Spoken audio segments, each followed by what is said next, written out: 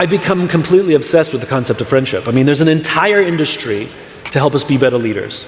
There's an entire industry to help us be better parents. There's an entire industry to teach us how to eat better, how to exercise better. And yet there's nothing to help us be better friends. And if you think about it, all of the challenges that we're facing today, mental health challenges, rising rates of depression, anxiety, inability to cope with stress, even the obsession with longevity, friendship fixes all of those things. Friendship is the ultimate biohack. And if you ask most people, are you a good friend? Most people think they are. But you start to peel back the onion just a little bit, right? Would you cancel on a friend for a meeting? Or would you cancel on a meeting for a friend? Oh, but my friend would understand, right? Or if you look at the best relationships, right? The best romantic relationships and marriages, the couples that you're like, that's the kind of relationship I want. If you ask them, how do you do it? They all say the same thing, which is, it's a lot of work, and we put the effort in and do the work. When was the last time anybody ever said, I put the effort in and do the hard work for my friends? And this is why I've become so obsessed with friendship. I don't think most of us actually aren't good friends. And I think the reward that we get from working hard to be a good friend is not only good for the person with whom we are friends, but the intense reward of working hard for another human being.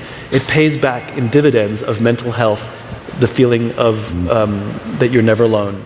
Most of our understanding of addiction and how addiction works comes from an experiment was done back in the 50s or 60s, where they took a rat, they put it in a cage, and they gave it plain water, and they gave it drug-laced water.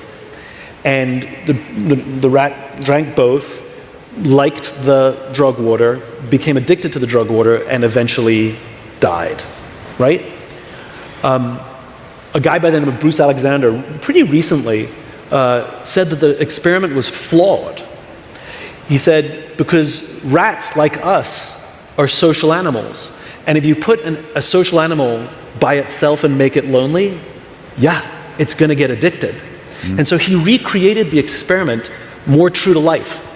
He built something called Rat Park, where he put lots of rats and mazes and wheels, and they were having babies and community and friends. And he put two waters, a plain one and a drug-laced one. And they all tried both, and they tried enough of the drug-laced one to become addicted, and yet they can see from the data that the amount of drug-laced water that they took went into steady decline, and they actually didn't drink it anymore. They only drank the plain water, which shows evidence that when we have close friendships and when we have relationships, it actually reduces our chances of becoming addicted to anything.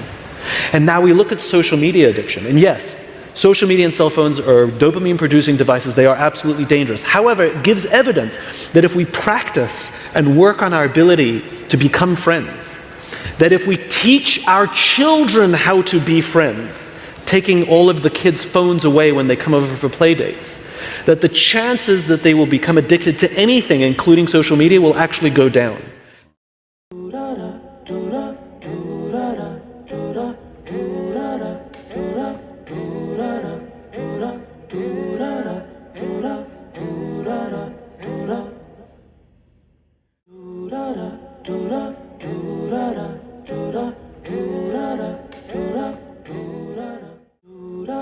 Do